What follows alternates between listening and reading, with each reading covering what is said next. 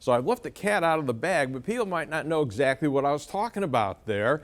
I want you to talk about the 10 horns, the 10 rulers, and the one that usurps them, and talk about what he does on the earth in terms of erecting the peace, and then he comes back and he has a religion that he starts, a false religion, and he does something to that false religion at the midpoint of this tribulation.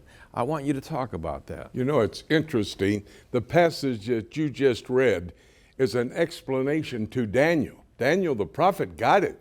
He said, wow, what is this all talking about? Right. And it seems like Gabriel, probably the archangel, showed up to give him the explanation. Back there in chapter 7, verse 7, it talks about the Roman Empire, and then it had 10 horns. That would represent the revived Roman Empire, just by the passage you read. And then in verse 8, it talks about a little horn coming out of these 10 horns, and that would be the Antichrist. So here's the first time that we hear about this individual, a pseudo-Messiah, the Antichrist who shows up. Here he's referred to as the little horn. In Daniel chapter 9, he's referred to as the prince that shall come. Chapter 11, the willful king. Over in the book of Matthew, a false Messiah.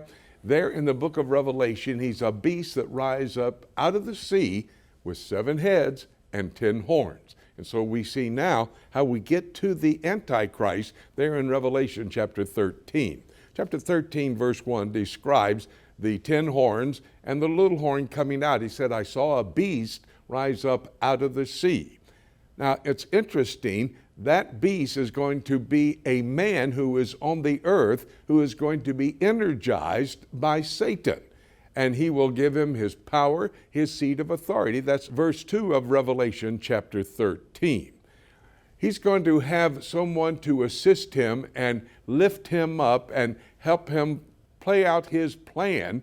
I'm talking about the Antichrist's plan, and that will be the other member of the satanic trinity, which is the false prophet, verse 11. And it says he comes out of the land. So as we think these things through, normally when you look at the prophetic passage of God's word, when it's talking about coming out of the sea, that would refer to the Gentiles, the Gentile world powers. That's what it's saying there in chapter 7. So the Antichrist is not going to be a Jew. It's going to be a Gentile, which is key.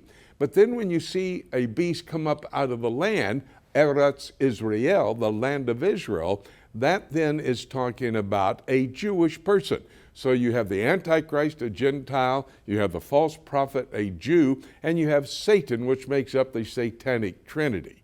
Now, at that point in time, at the midway point of the tribulation period, the Lord is going to get fed up with what's going on, what he's already witnessed, which he foretold would happen there on the earth in those 7